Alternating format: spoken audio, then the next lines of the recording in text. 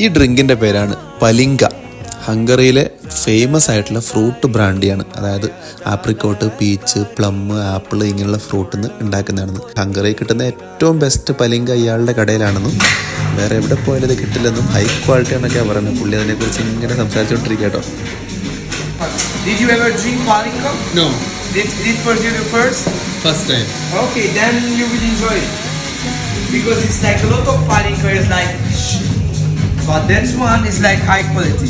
So you will understand when you drink your second one somewhere.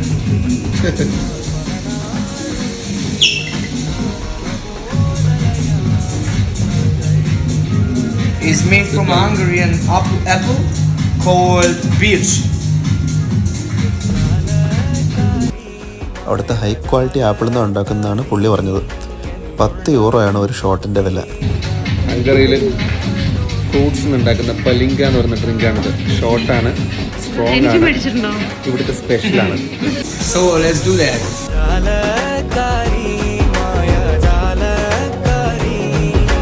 സാധനം എന്തായാലും കിടുവായിരുന്നു കേട്ടോ. അപ്പം ശരി.